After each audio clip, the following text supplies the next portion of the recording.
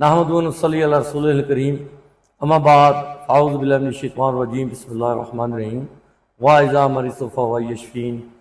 बेशक जब मैं बीमार होता हूँ वही अल्लाह की ज़ात मुझे शफा देती है। मेरे भाइयों,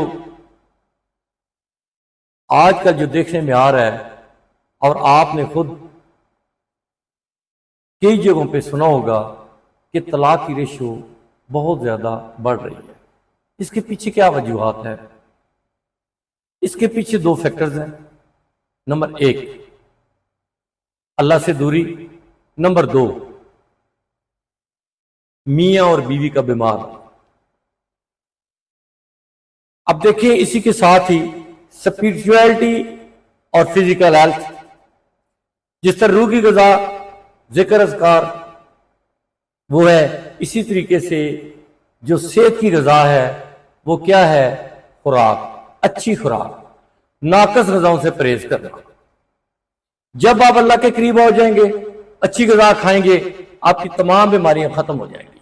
आपको ना किसी हकीम के पास जाने की जरूरत पड़ेगी, ना किसी डॉक्टर के पास जाने की जरूरत पड़ेगी।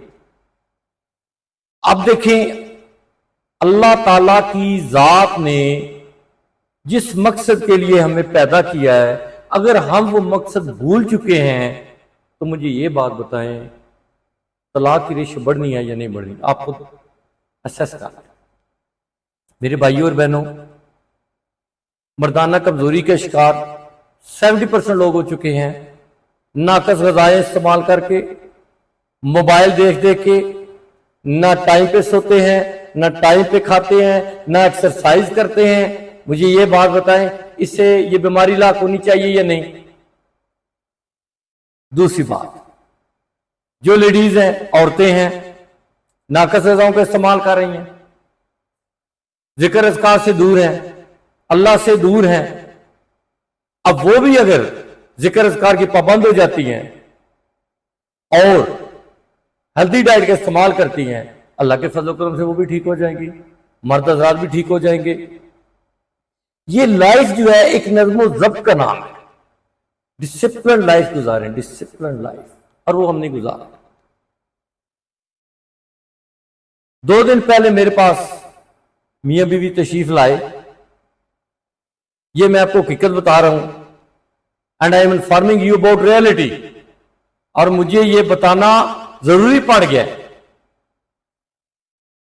जब लेडी को चेक किया मैंने, 2-3 लेडीज और भी बैठी हुई थी, वो भी बेचारी इसी बीमारी के शिकार थे। जब सेपरेट उनसे पूछा तो उसने मुझे कहा कि I am not satisfied from my husband, तो मैं इससे डाइवोर्स लेना चाहता हूं। देखें, जब मियां बीवी का मसला आ जाए और जो बंदा कंप्रोमाइज करवाता है, अल्लाह की रहमत निछावर होती है। मैंने जब उनको चेक किया, पता किया, बीमारी डायग्नोज हुई, तो उसमें वही बीमारी थी जो आपको मैं इस वीडियो में अभी बता चुका हूं। अल्लाह के फजल करम से ट्रीटमेंट किया मर्द का, औरत जो बैठी हुई थी वही बीमार थी, उसका ट्रीटमेंट किया। अल्हम्दुलिल्लाह, with the blessing of Allah Almighty, 2 दिन बाद फोन आया। कहते हैं कि मेडिसिन खाने से और आपने जो बातें बताई हैं उस पर अमल करने से अल्लाह के फजल करम से अब हमारे मियां बीवी में अंडरस्टैंडिंग पैदा हो चुकी है।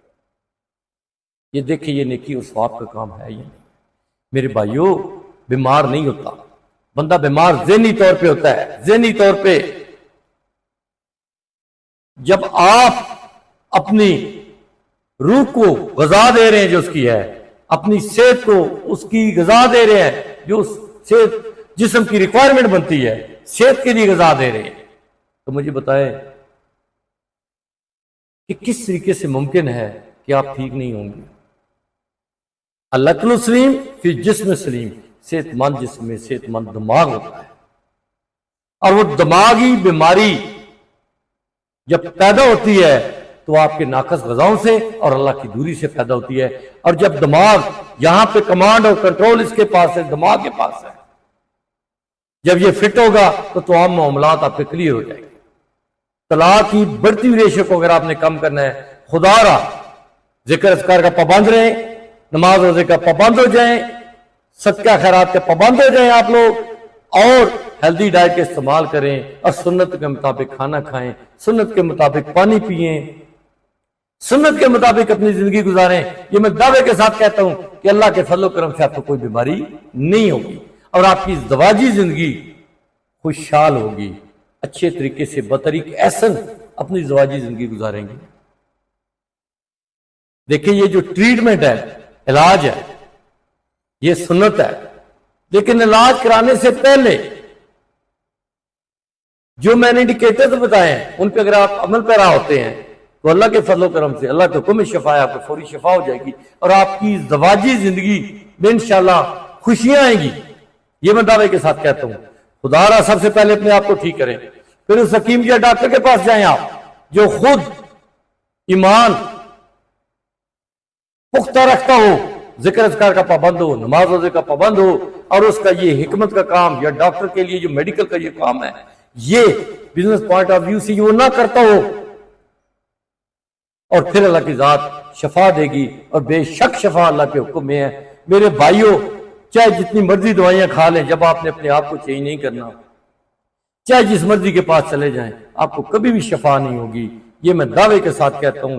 खुदारा अपनी ज़वाजी जिंदगी को अगर आपने खुशहाल बनाना है, अपने आप को भी और अपनी मिसेज को भी सिरात मुस्तकीम पर चलाएं, जिक्र अज़कार का पाबंद बनाएं, सदका खैरात का पाबंद बनाएं, और जब दोनों की कुर्बत हो जाएगी अल्लाह की जात के और आप सिरात मुस्तकीम पर चलना शुरू करेंगे, फिर आप मेडिसिन खाएंगे, इंशाअल्लाह बफज़ल खुदा आपकी शफा होगी।